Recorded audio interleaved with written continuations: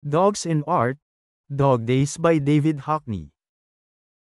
Nagsimulang gumuhit ng mga aso si David Hockney noong 1987 noong ampunin niya ang una niyang pares ng mga dachshund, sina Stanley at Budgie.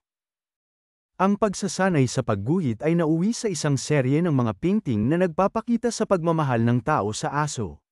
Noong 1995, itinanghal ni Hockney ang exhibition na pinamagatang Dog Days.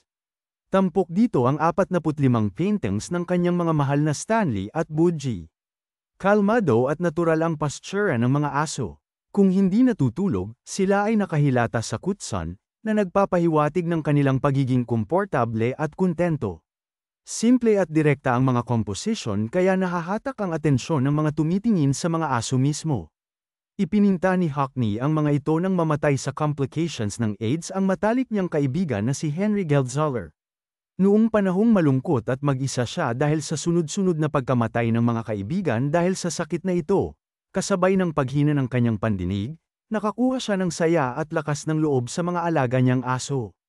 Ayon kay Hockney, I wanted desperately to paint something loving. I felt such a loss of love I wanted to deal with it in some way. I realized I was painting my best friends, Stanley and Budgie. They sleep with me. I'm always with them here. They're like little people to me. The subject wasn't dogs but my love of the little creatures. Sa charming at intimate na eksplorasyon ni Hockney sa ugnayan niya kina Stanley at Budgie, ipinapaalala ng mga painting sa atin ang ligayang dala ng mga alagang hayop sa ating buhay. That's all for today. Follow for more content on Dogs in Art.